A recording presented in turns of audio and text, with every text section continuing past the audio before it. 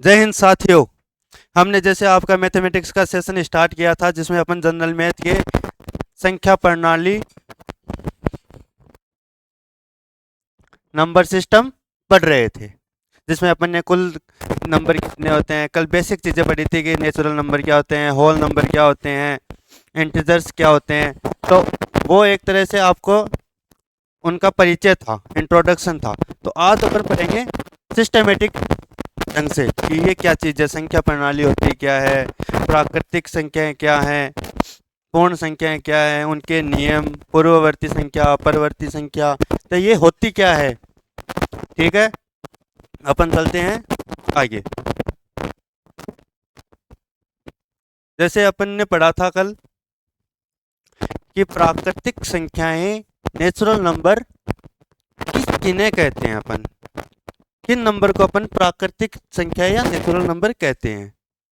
तो वे संख्याएं जो गिनती में प्रयुक्त होती हैं प्राकृतिक संख्याएं कहलाती हैं। ठीक है, इसे अपन रिप्रेजेंट करते हैं एन से, एन से दर्शाते हैं। एन से दर्शाने का मतलब है कि जैसे एक से स्टार्ट हो रही है प्राकृतिक संख्या, एक दो तीन चार, एन से अपन रिप्रेजेंट कर रहे हैं एक दो तीन चार, आगे पॉजिटिव के जितने भी नंबर होते हैं। ऐसे नहीं है कि 0.5 को करेंगे क्योंकि ये पॉजिटिव होता है, 3/2 को करेंगे क्योंकि ये पॉजिटिव होता है, ये चीज़ें नहीं होंगी।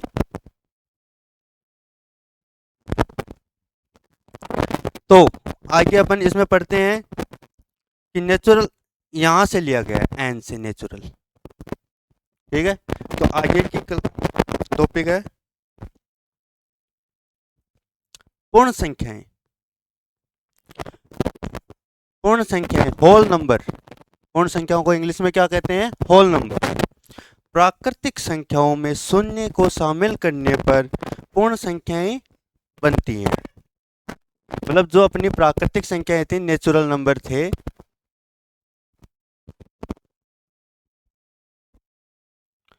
नेचुरल नंबर थे, इनमें ऐड कर देंगे अपन जीरो को। मतलब वो एक से स्टार्ट हो रहे थे, एक से लेके अनंत तक। अनंत तो बोल ही नहीं सकते, मतलब पॉजिटिव की चीज़ों तक। तो यहाँ पे अपन जीरो से स्टार्ट कर देंगे, जीरो एक दो तीन, आगे पॉजिटिव की संख्या तक। इसे को अपन रिप्रेजेंट करते हैं डब्लू से, होल नंबर से। नेक्स्ट, फिर आते हैं शून्य से संबंधित नियम, शून्य से रिलेटेड रूल, शून्य से रिलेटेड रूल। इसके पहला रूल है संख्या प्लस जीरो। मतलब अगर संख्या, कोई भी संख्या हो, एक्स वाई जेड कोई भी संख्या हो, उसमें अपन जीरो ऐड करते हैं तो हमेशा संख्या ही आती है। जैसे 2 + 0 = 2, 5 + 0 = 5। कोई बड़ा नंबर ले लो, जैसे 3650, इसमें जीरो ऐड करते हैं तो क्या आएगा? 3650, यही आएगा। माइनस के नंबर ले लो, -5 + 0 तो यही आएगा। प्लस के ले लो, प्लस के तो अपन ने ले ली। नेक्स्ट है संख्या को किसी जीरो से मल्टीप्लाई करने पे अपन हमेशा अपन को जीरो ही प्राप्त होता है। जैसे कोई भी संख्या है,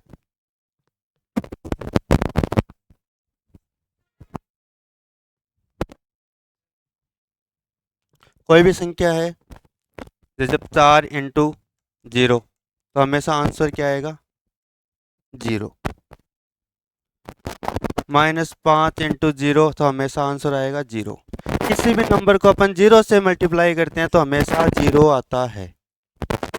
ये रूल भी हो गया। नेक्स्ट है अगर जीरो में किसी भी संख्या का भाग देते हैं, डिवाइड करते हैं, तो हमेशा क्या आता है? जीरो आता है। जैसे फॉर एग्जाम्पल 0/2, हमेशा क्या आएगा? जीरो। 0/5000, हमेशा क्या आएगा? जीरो। 0/-3 तो जीरो। कहने का मतलब ये है कि जीरो में किसी भी संख्या का भाग दो तो हमेशा जीरो ही प्राप्त होता है। चौथा नंबर, संख्या में भाग देते हैं जीरो का तो हमेशा अपरिभाषित ही प्राप्त होता है। जैसे कोई भी संख्या है, दो में जीरो का भाग दो तो हमेशा अपरिभाषित ही प्राप्त होगा।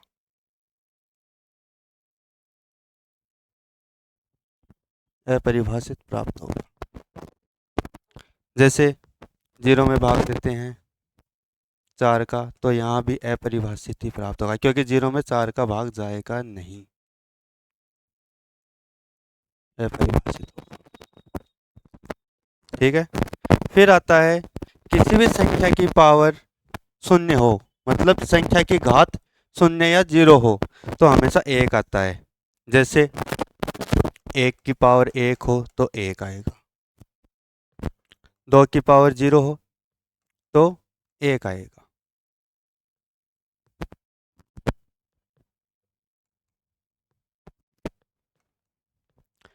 जैसे मान के चलते हैं 10,000 है अपने पास, 10,000 की पावर अपन लगाते हैं जीरो तो भी एक ही आएगा।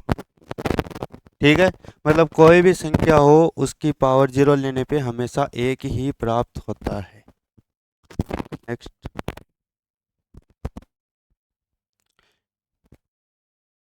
फिर है पूर्ववर्ती प्रीडेसर टॉपिक। इसमें यह है कि पूर्ववर्ती संख्याएं क्या होती है। किसी भी संख्या के ठीक पहले आने वाली संख्या को उसका पूर्ववर्ती कहते हैं। मतलब कोई भी संख्या है, कोई भी संख्या, तो उसके जो जस्ट पहले वाला नंबर है वही हमेशा क्या होगा, पूर्ववर्ती। जैसे 100 लेते हैं, 100 का पूर्ववर्ती क्या हो जाएगा, तो उसके पहले कौन सा नंबर आ रहा है, 99, ये क्या हो गया, पूर्ववर्ती। जैसे कोई बड़ा नंबर ले लेते हैं 50,000, तो इसका क्या हो जाएगा, 4,999। मतलब जस्ट पहले वाला नंबर ही क्या होगा, पूर्ववर्ती। जैसे इसमें एग्जांपल अपन को दे रखे हैं,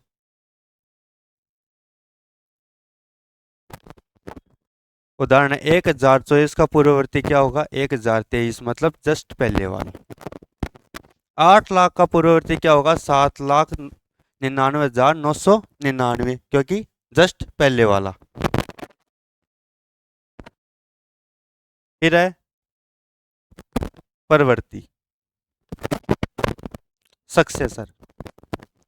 इसमें क्या हो जाएगा, किसी भी संख्या के ठीक बाद आने वाली संख्या को उसका परवर्ती कहते हैं। मतलब परवर्ती क्या चीज होती है, अगर कोई भी संख्या है उसके ठीक आगे आने वाला नंबर, उसको क्या बोलते हैं, परवर्ती, सक्सेसर। फॉर एग्जाम्पल 28 का परवर्ती क्या होगा, 29। 1000 का परवर्ती क्या होगा, 1001।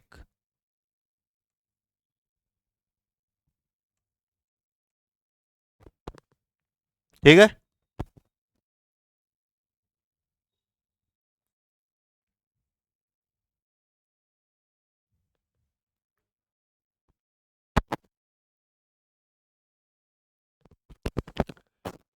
यदि कोई संख्या n है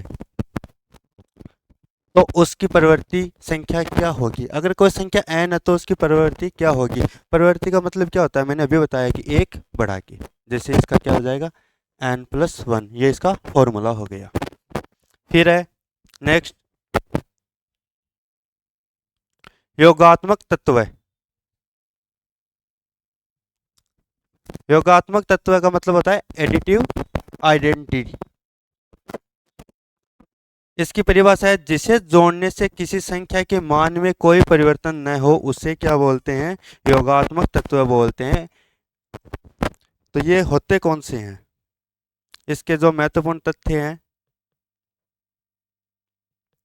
महत्वपूर्ण तथ्य, इंपॉर्टेंट स्टेटमेंट्स।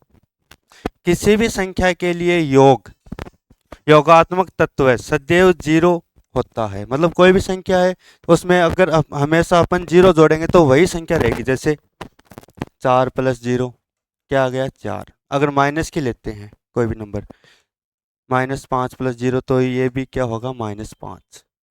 बड़े नंबर ले लो 4665। अगर इसमें जीरो जोड़ते हैं तो क्या आएंगे 4665। माइनस के ले लेते हैं 365 + 0 तो ये भी क्या होंगे -365। मतलब ऐसा जो नंबर जो किसी भी संख्या में जोड़ने पर वो संख्या अपन को प्राप्त हो उसे क्या कहते हैं योगात्मक तत्व है। तो इसमें योगात्मक तत्व होता है हमेशा जीरो। एग्जाम्पल फॉर, जैसे उदाहरण है 5 + 0 हमेशा क्या आएगा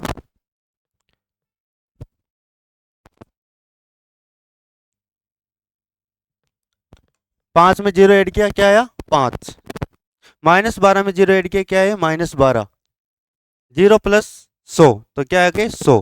कहने का मतलब ये है योगात्मक तत्व होता है क्या है जीरो। अर्थात जीरो से जोड़ने पर संख्या में कोई बदलाव नहीं होता। योगात्मक तत्व में परिभाषा ये थी कि वह संख्या जो किसी संख्या में जोड़ने पर उसकी जो मतलब पहले की जो संख्या है उसमें बदलाव ना हो। तो ये कौन सा नंबर होता है ये होता है जीरो नंबर। फिर है गुणात्मक तत्व है मल्टीप्लिकेटिव आइडेंटिटी। तो इसमें क्या होता है इसकी जो डेफिनेशन होती है वो होती है जिससे गुणा करने पर संख्या के मान में कोई परिवर्तन न हो उसे क्या बोलते हैं गुणात्मक तत्व बोलते हैं। मतलब ऐसा कोई नंबर जो किसी संख्या से गुणा करने पर वो वैसी की वैसी रहे। जैसे 4 × अगर जीरो लेंगे तो इसकी मान क्या हो गया इसकी वैल्यू क्या हो गई 4। इसका मतलब है ये तो मतलब 4 × 0 = 0 तो इस क्या हो गया ये चेंज हो गया। अपन को क्या करना है ऐसा नंबर लेना है जो उस नंबर से गुणा करने के ऊपर वो चेंज ना हो। जैसे 3 × 1 क्या आ गया 3। तो ये क्या कह रहा है कि एक ऐसा नंबर होता है जो किसी से भी मल्टीप्लाई कर लो वही नंबर प्राप्त होता है किसी भी संख्या से जीरो के अलावा।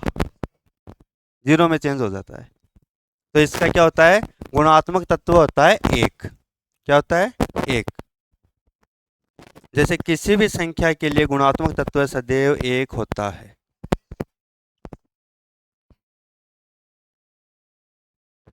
एग्जाम्पल फॉर 7 से 1 को गुणा किया 7 आ गई।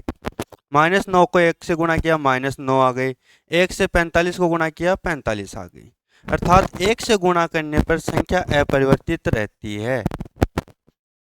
मतलब जो प्राकृत संख्याएं होती हैं या मतलब कि जीरो के अलावा जो भी नंबर होते हैं उनको अगर 1 से गुणा करेंगे तो वो के वो नंबर अपन को प्राप्त होंगे। फिर आती है पूर्णांक संख्या इंटीजर्स। पूर्ण संख्याएं जब धनात्मक अथवा ऋणात्मक चिन्ह के साथ प्रदर्शित की जाती है तो पूर्णांक इंटीजर कहलाते हैं। पूर्ण संख्या जैसे पूर्ण संख्या अपन ने क्या लिया था 1 2 3 जीरो से स्टार्ट करके और यहाँ पर अगर माइनस में लें -3 -2 -1 तो इन सभी को मिला के अपन क्या बोलेंगे पूर्णांक संख्या इंटीजर्स। पूर्णांकों को सामान्यतः जेड से प्रदर्शित किया जाता है। करते इनको आई से भी इंटीजर के कारण ये देखो यहाँ पे आई है तो अगर मोस्टली अपन जेड से करते हैं अगर आई आ जाए तो भी यही समझना है।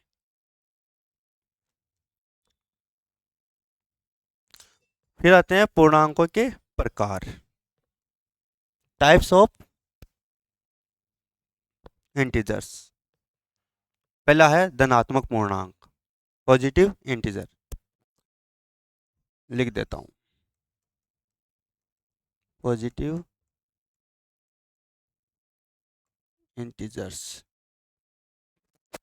जैसे पॉजिटिव इंटीजर्स का मतलब होता है जीरो से आगे, जैसे 1 2 3 4 5 10,000 5,000 7,000 20 लाख 30 लाख कितने भी।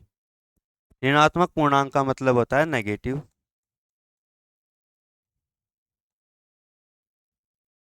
इंटीजर्स। Negative integers.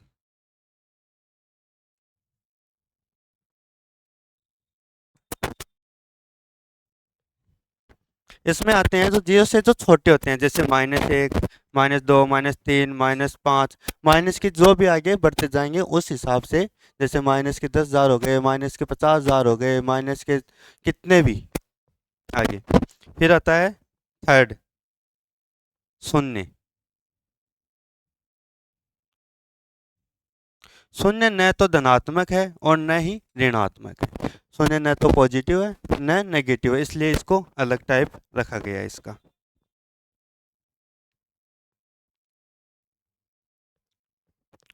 संख्या रेखा। अब आगे अपन बढ़ते हैं इसी क्लास के लिए। तो ये है संख्या रेखा, नंबर लाइन। अरे क्या हुआ, समझ में आया? पढ़ना बहुत ज्यादा जरूरी है भाइयों। सरकारी नौकरी ऐसा श्रृंगार है जिसके बिना हम न तो परिवार वालों, न रिश्तेदार वालों, न घर वालों, किसी को अच्छे नहीं लगते हैं। पढ़ना तो पड़ेगा, समझ रहे हो? तो आज से लग जाओ अभी से। जीरो से स्टार्ट किया है तो नेक्स्ट लेवल तक लेके जाएंगे। अभी टॉपिक कंप्लीट किया है, करेंगे धीरे धीरे आगे। फिर उसके एग्जाम्पल्स लाएंगे, PYQ लाएंगे और प्रैक्टिस सेट साथ में मिला के उनको सोल्व करेंगे। ठीक है, आगे। पूर्णांकों को समझाने के लिए संख्या रेखा का प्रयोग किया जाता है। संख्या रेखा मतलब एक ऐसी एक रेखा होती है, ऐसी नहीं, ऐसी।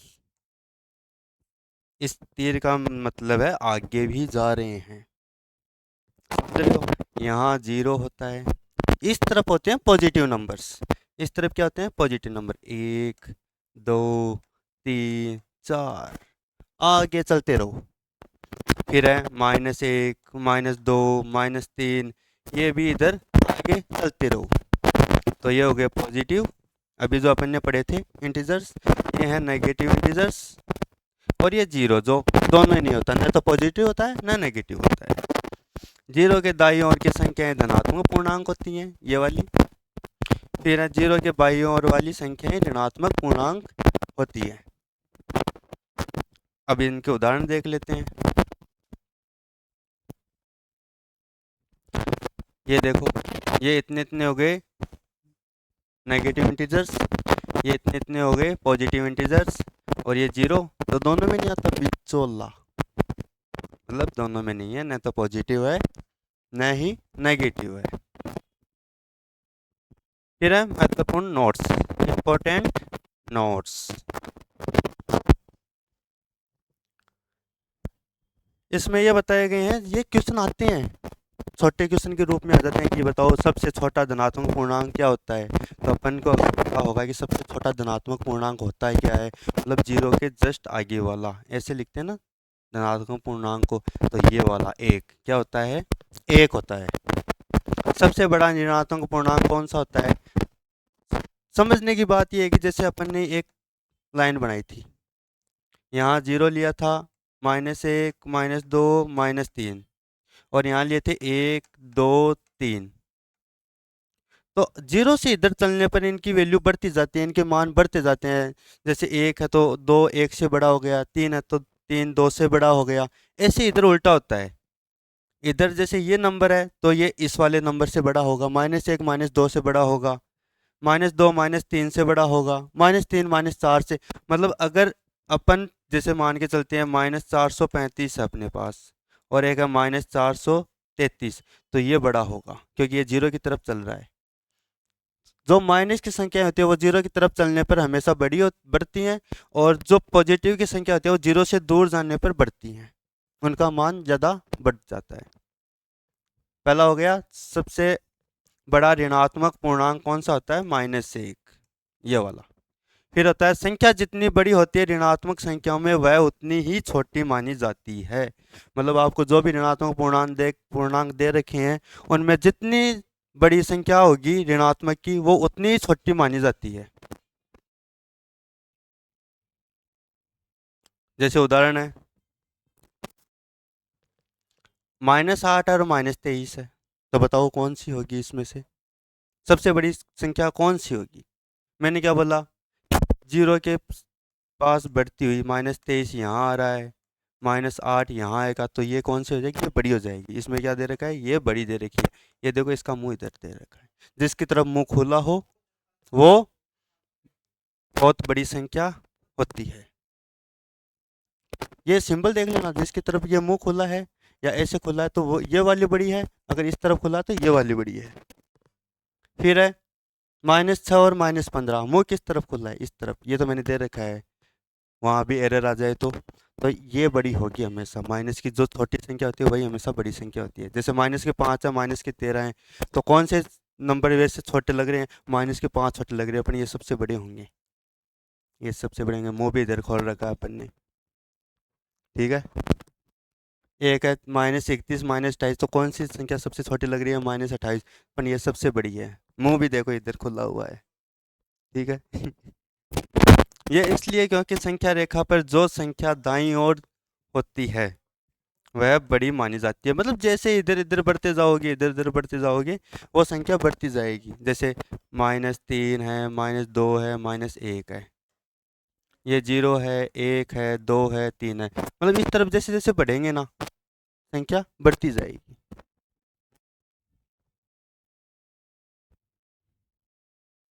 अब आ रही है स्पेशल जानकारी, स्पेशल इंफॉर्मेशन, विशेष जानकारी, ठीक है।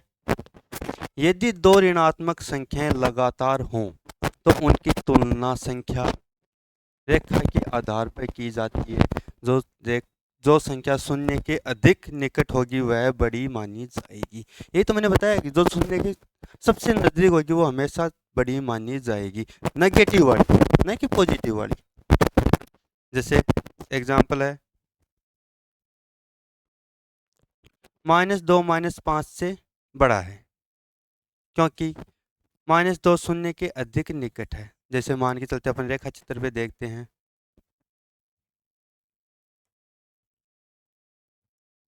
ये 0 है, -5, -4, -3, -2, -1, इधर पॉजिटिव वाले नंबर।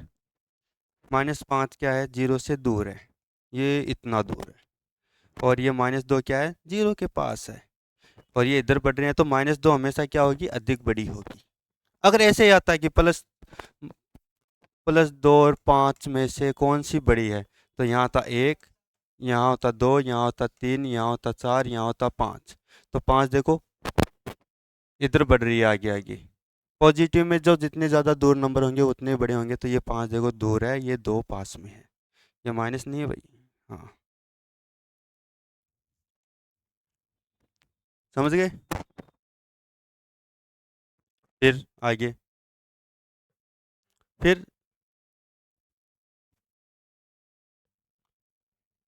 फिर है ऋणात्मक संख्याओं का जोड़, एडिशन ऑफ नेगेटिव नंबर्स। जब दो ऋणात्मक संख्याएं आपस में जोड़ी जाती हैं तो उनका परिणाम भी ऋणात्मक ही होगा। मतलब जो दो ऋणात्मक संख्याएं हैं माइनस माइनस की, उनको अगर जोड़ेंगे तो वो जुड़ तो जाएंगी, पर उनका जो सिंबल है, जो उनका चिन्ह है वो हमेशा माइनस का होगा। जैसे -2 -5, अगर इनको जोड़ते हैं तो ये क्या हो जाएंगे, -7 हो जाएंगे। और लेते हैं अपन 53 लेते हैं माइनस की, और 60 लेते हैं प्लस माइनस की। अगर इनको जोड़ेंगे तो क्या आ जाएंगे, 3 और 11 माइनस के 113 आ जाएंगे। ऐसे ही एग्जाम्पल अपन को दे रखे हैं, कर लेते हैं। फिर हम -8 को जोड़ रहे हैं -7 से, तो सिंबल नहीं बदलेंगे, संख्याएं जुड़ जाएंगे पर सिंबल नहीं बदलेंगे, याद रखना इंपॉर्टेंट चीज़ है ये, सिंबल नहीं बदलेंगे। तो -15, फिर हम -8 -7 -6 इन तीनों को साथ में जोड़ रहे हैं। माइनस का मतलब हमेशा घटाना नहीं होता, माइनस माइनस चीज़ें जुड़ती भी हैं। इन दोनों के नंबर, इन तीनों के नंबर जोड़ दो और माइनस सिंबल लगा दो। ठीक है।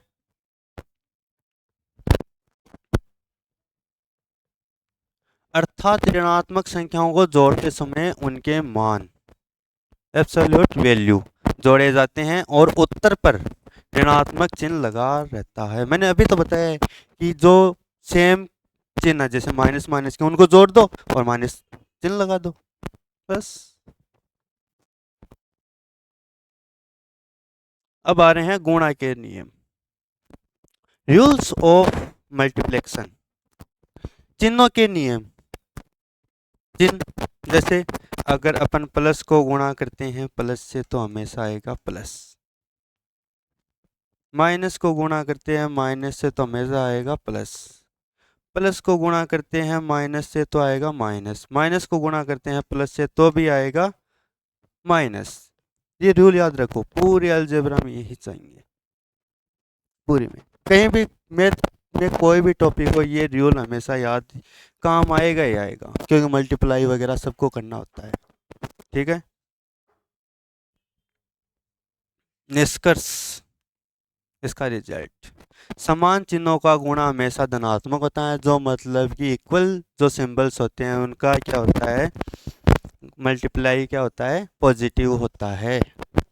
और भिन्न चिन्हों का गुणा हमेशा ऋणात्मक होता है, मतलब अलग अलग होते हैं, जो डिफरेंट होते हैं उनका जो मल्टीप्लाई होता है वो होता है नेगेटिव। अंडरस्टैंड। फिर आते हैं विशेष नियम, -1 के साथ गुणा। अब किसके साथ गुणा कर रहे हैं अपन, -1 के, -1 के साथ। तो किसी भी संख्या है, जैसे 1 है, कोई संख्या है 1, फिर अब माइनस को सम संख्या के साथ गुणा किया जाता है, जैसे माइनस को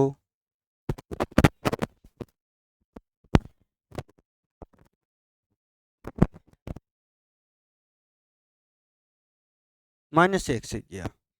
सम संख्या का मतलब होता है कि सेम सिंबल, यहाँ पे ये है कि सेम सिंबल होना चाहिए, जैसे ये माइनस का तो ये माइनस, अभी मैंने बताया माइनस माइनस मल्टीप्लाई होके क्या आता है, प्लस।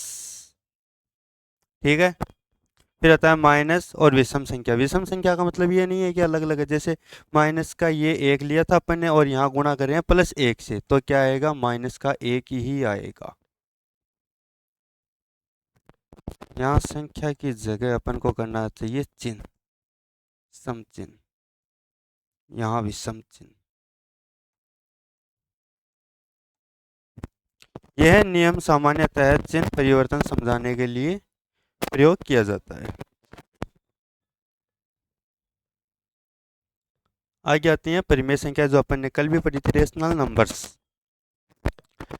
अनुपात सहित संख्याएं, इनमें क्या होता है, जो अनुपात में जैसे संख्याएं होते हैं 3/4 लिख लो या 3:4 लिख लो, तो उनको क्या बोलेंगे, रेशनल नंबर बोलेंगे। वे संख्याएं जिन्हें अपन p/q के रूप में व्यक्त कर सकते हैं, जहां p और q पूर्णांक होना चाहिए, मतलब p और q belong to z। z का सिंबल क्या होता है, z के यही तो होते हैं, -3 -2 -1 0 1 2 3, ये चीज़ें होती हैं, तो यही तो है, इसमें से होना चाहिए, बस क्यों इक्वल टू 0 नहीं होना चाहिए। ठीक है।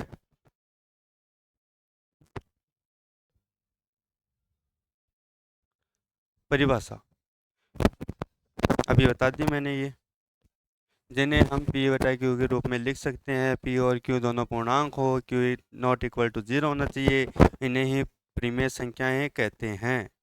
फिर आता है गणितीय रूप, सेम टू सेम यही चीज़ें हैं, p/q, p और पूर्णांक होना चाहिए, p नॉट इक्वल टू 0। फिर आते हैं इनके एग्जाम्पल्स, परिमेय संख्याओं के उदाहरण, जैसे 3 परिमेय संख्या, क्योंकि p बटा q के रूप में अपन 1 लिख सकते हैं, इसमें भी 1 लिख सकते हैं, इसमें भी 1 लिख सकते हैं। माइनस की चीज़ें भी परिमेय संख्या में इंक्लूड होती हैं। 0 भी एक तो लिख ही सकते हैं, p बटा q। क्यों नहीं 0 होना चाहिए यहाँ पे? अगर ये हो जाता 1/0 तो ये परिमेय नहीं होती, परिमेय नहीं होती। समझ गए? क्योंकि ये क्या है, q में 0 आ गया। जैसे ये 3/4 हो गए, 4/3 हो गए, 7/22 हो गए, 22/7 हो गए। तो ये चीज़ें भी क्या किसमें सम्मिलित होती हैं? रेशनल नंबर्स में इंक्लूड होती हैं।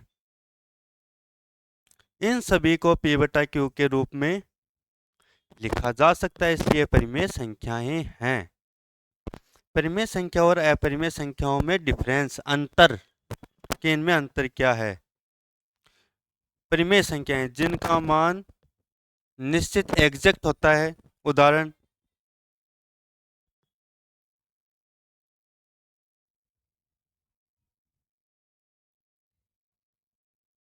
उदाहरण है, अरे यार,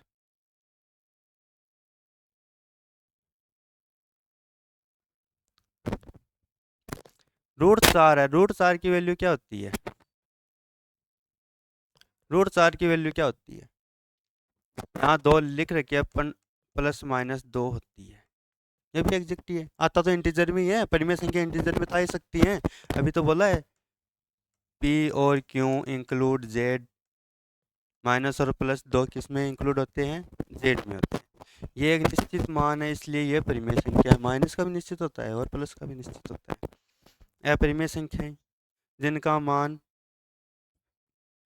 अनंत और अशुद्ध दशमलव में होता है, जो समाप्त नहीं होता और दोहराता भी नहीं है, मतलब जिनकी आवर्ती भी ना हो और वो खत्म भी ना हो, चलते रहते हैं, चलते रहते हैं, और अलग अलग नंबर आते रहते हैं हमेशा, तो वो क्या होते हैं?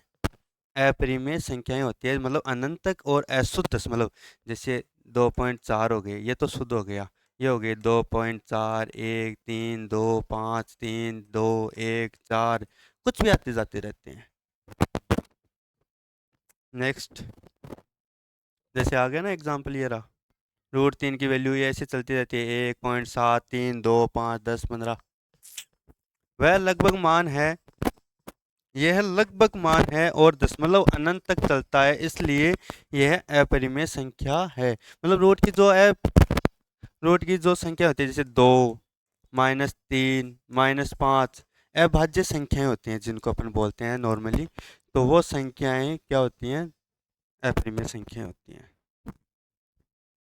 फिर आता है डेसिमल अपना, दशमलव। दशमलव होते हैं 2 प्रकार के होते हैं, शांत दशमलव, टर्मिनेटिंग डेसिमल। जैसे अपन किसी भी संख्या में भाग दे, उसमें पूरा पूरा भाग नहीं देता, पॉइंट के बाद में भाग जाता है, तो पॉइंट ये 1-2 नंबर बाद में वो भाग खत्म हो जाता है, तो उसे क्या बोलते हैं? शांत दशमलव। दशमलव क्या होता है? जैसे मान के चलते हैं अपने पास 3 है और इसमें 2 का भाग देते हैं, तो ये 3 है, ये 2 है, 2 एकम 2, माइनस किया, यहाँ आ गए 1। अब शेष फल तो ये बच गया। अपन इसको अगर अपन भाग के रूप में लिखें, दशमलव के रूप में लिखें, तो क्या आएगा कि 2 का भाग और देते हैं, तो यहाँ पे लगाते हैं पॉइंट, ये हो गया दशमलव, और यहाँ आ जाता है 0, तो 2 पंजो 10, और यहाँ आ गए 5। इस फॉर्म को ऐसे लिखने के लिए अपन दशमलव का यूज करते हैं, जो 2 प्रकार के होते हैं, शांत दशमलव टर्मिनेटिंग डेसिमल, और होते हैं आवर्ती दशमलव नॉन टर्मिनेटिंग डेसिमल।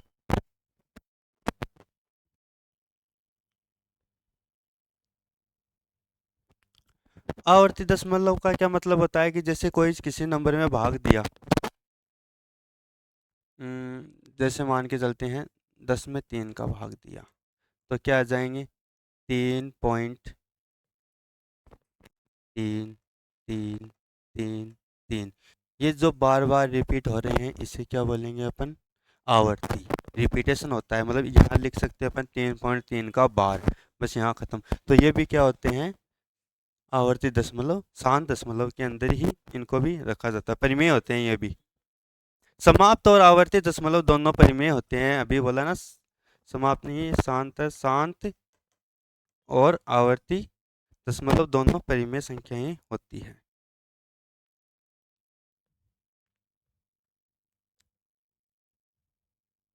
फिर आता है अशांत दशमलव, नॉन टर्मिनेटेड डेसिमल। वे दशमलव जिन्हें अंक कभी समाप्त नहीं होते। अशांत का मतलब होता है ये शांत ही नहीं रहते, चलते रहते हैं, चलते रहते हैं, चलते रहते हैं, कभी कुछ कभी कुछ, इनकी आवर्ती भी नहीं होती। जैसे 7, 3, 2, 5 ऐसे। तो ये क्या चीज़ हो गई, ये चलते रहेंगे आगे, इसका मतलब ये आगे चलते रहेंगे ऐसे ही, इनकी आवर्ती नहीं होगी, रिपीटेशन नहीं होगा। तो ये क्या होते हैं, अशांत दशमलव होते हैं। अशांत दशमलव दो प्रकार के होते हैं, इनके भी कितने टाइप्स होते हैं, दो टाइप्स होते हैं।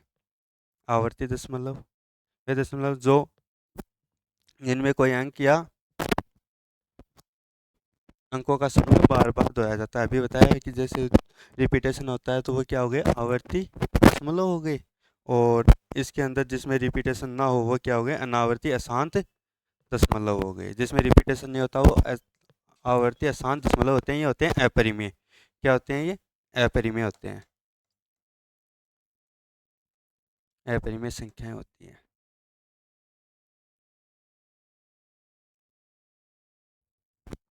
इनमें दोहराते नहीं है। जैसे उदाहरण हो गया ये 0.47291 3 5 2 1 4, मतलब ऐसे चलते रहते हैं आगे तक, इसका मतलब है ये चल रहे हैं, ये अपरिमेय संख्या होती है। फिर आते हैं एग्जाम्पल प्रश्न के टाइप में। पहला क्वेश्चन,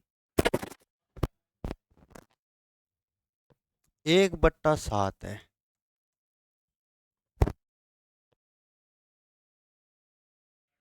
तो इसमें हो जाएगा कि एक में अगर 7 का भाग देते हैं तो क्या है, शांत दशमलव होगा, आवर्ती अशांत दशमलव होगा या अनावर्ती अशांत दशमलव होगा, या ज्ञात नहीं कर सकते।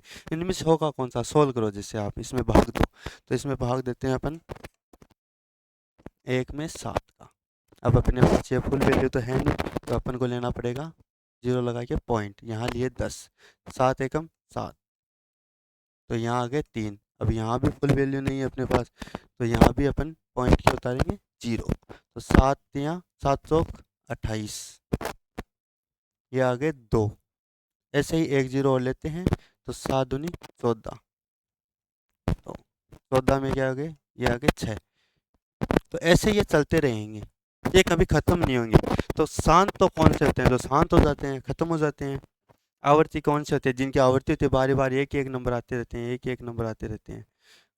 और यहाँ पे मुझे लग रहा है ये सोल्व करने पर आ जाएगा 60। अगर 7 का भाग इसमें आगे देंगे तो ये आ जाएंगे 7, 8, 56, 4, ये जीरो एक और उतार लिया अपन ने इसमें। तो ये जीरो उतारने के बाद 5, 35, तो ये चलता रहेगा भैया। इसमें ये आंसर यहाँ पे ये गलत दे रखा है, इसमें होगा ये वाला अनावर्ती अशांत दशमलव, ये यहाँ गलत है।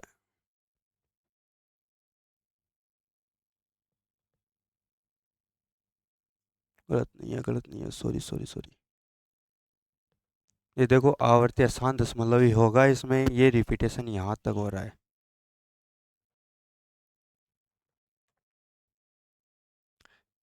1/7 का रिपीटेशन 0.142857, 142857, बहुत ज़्यादा नंबर पे रिपीटेशन हो रहा है, अपन रिपीटेशन हो रहा है। तो इसका क्या हो जाएगा, इसमें 414285 का बार बार दोहराया जाता है। भिन्न को दशमलव में बदलने के लिए नियम। किसी भिन्न का दशमलव स्वरूप जानने के लिए हम हर, यानी हर को क्या बोलते हैं इंग्लिश में, डिनोमिनेटर का अभाज्य गुणनखंड करेंगे, प्राइम फैक्टर करेंगे। जैसे इसका नियम क्या हो गया, यदि हर के अभाज्य गुणनखंडों में केवल दो, या तो दो आते हो, या केवल 5 आता हो, या दोनों आते हो, तो दशमलव शांत होगा,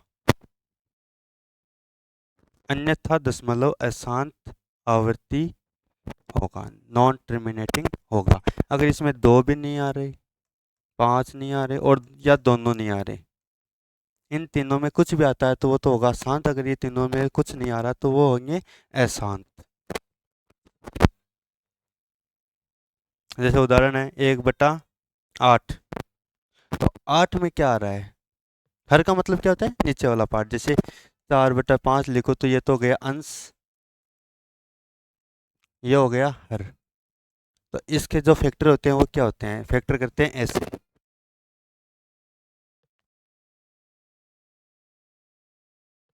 फैक्टर करते हैं ऐसे। 2 का भाग दिया 4 बार गया, 2 का भाग दिया 2 बार गया, 2 का भाग दिया 1 बार गया। तो ये क्या हो गए, इसके फैक्टर हो गए। अब इनको अपन कैसे लिख सकते हैं, 2 की पावर 3, मतलब जितने बार ये हैं सेम हैं तो उतनी पावर अपन इनके ऊपर लगा सकते हैं। तो मैंने क्या बोला, 2 5 या 2 5 साथ में आई तो क्या होंगे, वो शांत दशमलव होंगे। तो यहाँ पे देखो 2 आ रहा है तो ये क्या हो गया, शांत दशमलव हो गया। जैसे 1/8 है तो इसमें ऐसे भाग देंगे तो भी यही आएगा, रुक जाएगा भाग। फिर ऐसे ही नेक्स्ट एग्जांपल है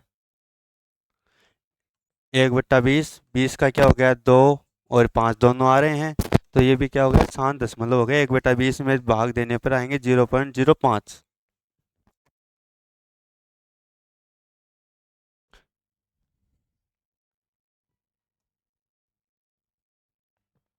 तो फिर है 1/7। नेक्स्ट एग्जांपल, 7 अभाज्य संख्या है, 2 या 5 इसमें दोनों नहीं है तो ये क्या हो गए, अशांत आवर्ती दशमलव हो गए, शांत तो है नहीं। फिर है 0.125, 0.142857 आ रहे हैं इसमें। चलो तो आप जितना ही पोर्शन करेंगे अपन, बाकी का करेंगे कल नेक्स्ट की क्लास में। कोई भी दिक्कत हो आप कमेंट बॉक्स में बोल सकते हैं। Thank you.